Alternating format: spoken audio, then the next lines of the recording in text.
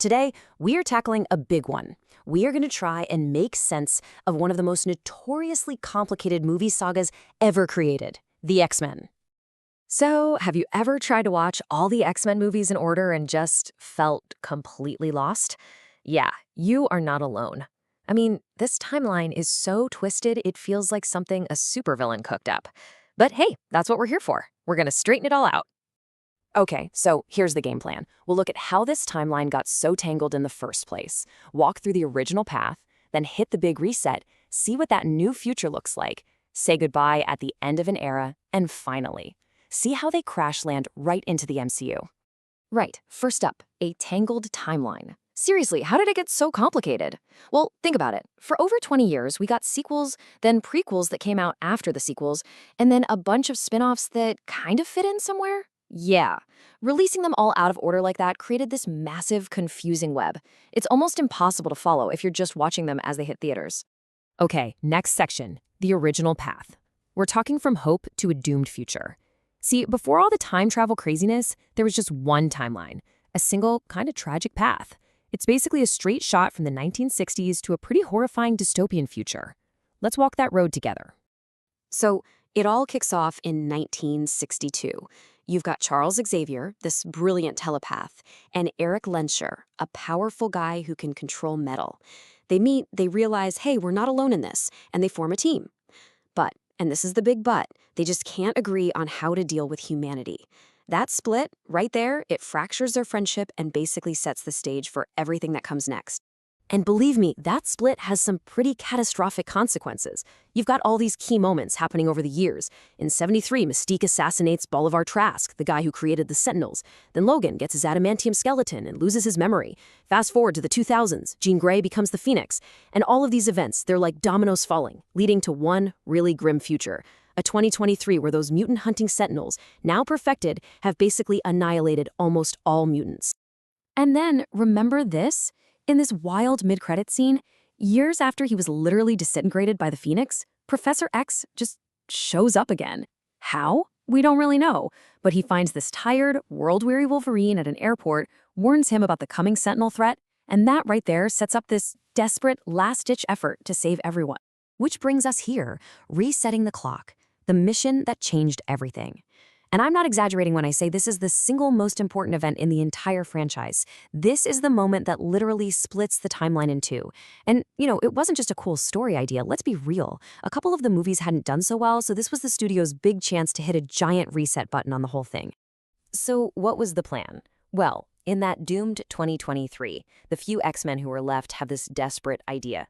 They use Kitty Pryde's powers to send Wolverine's mind, just his mind, all the way back to 1973.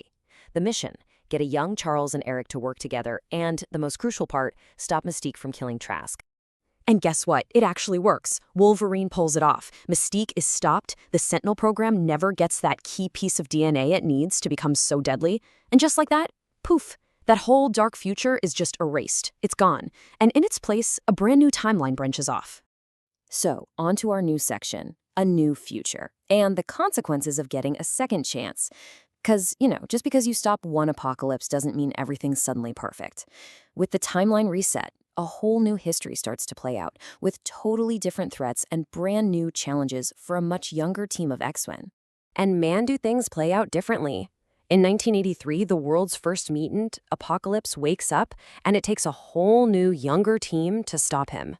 Then in the 90s, Jean Grey still becomes the Dark Phoenix, but this time it's from a cosmic force in space, not what happened in the original timeline.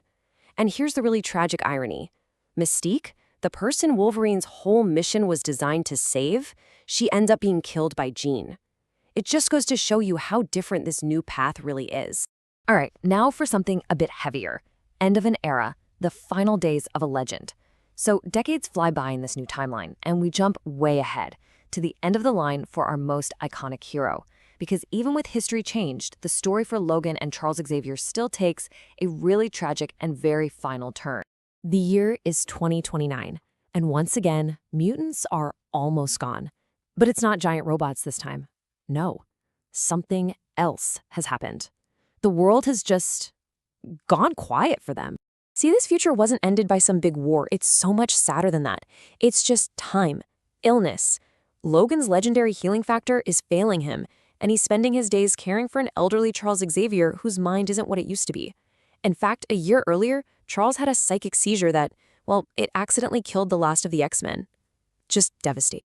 So Logan, being Logan, makes one last heroic stand to save a young mutant clone named Laura, and he dies protecting her. But here's the thing. His death is a much bigger deal than anyone realizes. It turns out he's what's called an anchor being. Basically, a person whose very existence holds their entire universe together. So with him gone, his whole timeline starts to just collapse.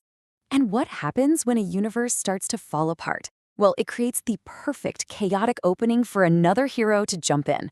So let's talk about how we enter the MCU, breaking the fourth wall and the universe.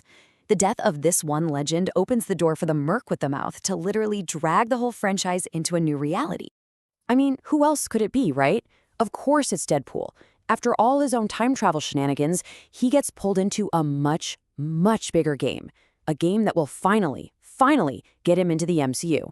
So here's how it goes down. First, the TVA, the time cops from the Loki series, they show up and tell Deadpool that his universe is collapsing because Logan, the anchor being, is dead. To save his world, he needs to find a new Wolverine. So he goes looking through the multiverse and finds a variant of Logan to help out. This kicks off a crazy journey that puts the two of them on a direct collision course with, well, the entire MCU. And there you have it. After more than 2 decades of tangled timelines, heartbreaking goodbyes, and massive resets, the stage is finally set. The Fox characters are officially in the MCU, which leaves us all with the one giant question fans have been asking for a lifetime. What happens when the X-Men finally meet the Avengers?